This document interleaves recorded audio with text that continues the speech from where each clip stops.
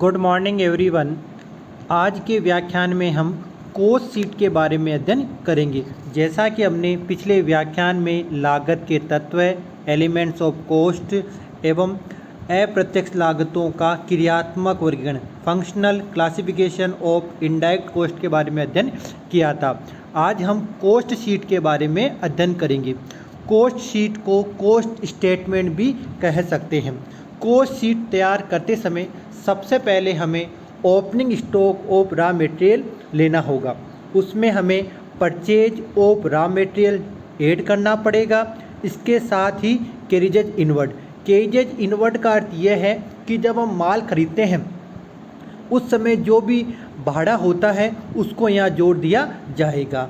उसमें से closing stock of raw material जब घटाते हैं तो हमें मटेरियल कंज्यूम्ड ज्ञात होता है, जिसे सामग्री उपभोग भी कहते हैं। मटेरियल कंज्यूम्ड में डायरेक्ट वेजेज, जिसे प्रत्यक्ष मजदूरी कहते हैं, उसको जोड़ा जाएगा। उसके बाद डायरेक्ट एक्सपेंसेस, जिसे प्रत्यक्ष व्यय कहते हैं, उनको जोड़ा जाएगा। इस प्रकार मटेरियल कंज्यूम्ड में डायरेक्ट वेजेज और डायरेक्ट एक्सपेंसेस जोड़ने पर हमें प्राइम कॉस्ट अर्थात मूल लागत ज्ञात होगी।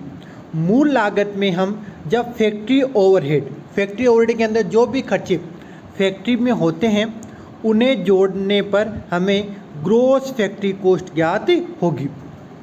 ग्रॉस फैक्ट्री कॉस्ट में हमें opening stock of work in progress तथा closing stock of work in progress घटाने पर हमें एक्चुअल फैक्ट्री कॉस्ट या एक्चुअल वर्क कॉस्ट ज्ञात होगी। उसके बाद एक्चुअल फैक्ट्री कॉस्ट या एक्चुअल वर्क कॉस्ट में हमें एडमिनिस्ट्रेटिव ओवरहेड, जो भी खर्चे कार्यालय में होते हैं, उन्हें यहाँ जोड़ दिया जाएगा। उनको जोड़ने पर हमें कॉस्ट ऑफ प्रोडक्शन, उत्पादन की लागत ज्ञात होगी। उत्पादन की लागत में हमें opening stock of finish good जोड़ना पड़ेगा तथा closing stock of finish good घटाना पड़ेगा, जिससे हमें कॉस्ट ऑफ गुड सोल्ड ज्ञात होगा।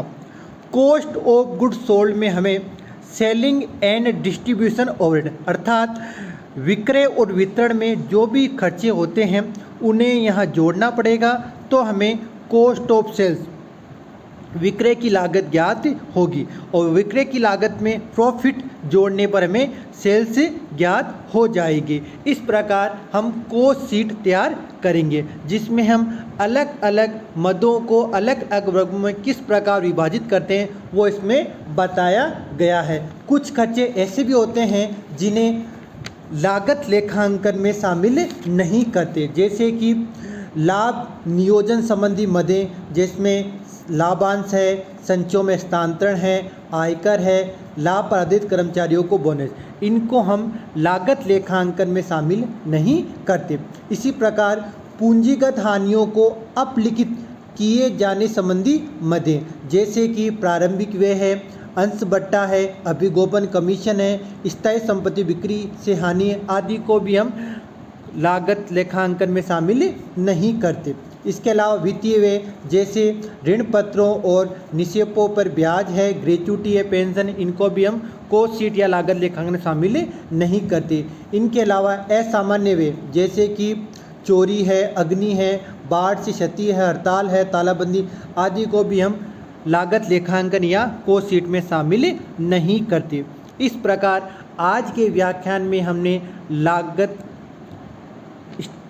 सूची, जिसे कॉस्ट शीट कहते हैं, उसके बारे में हमने आज जानकारी प्राप्त की। धन्यवाद।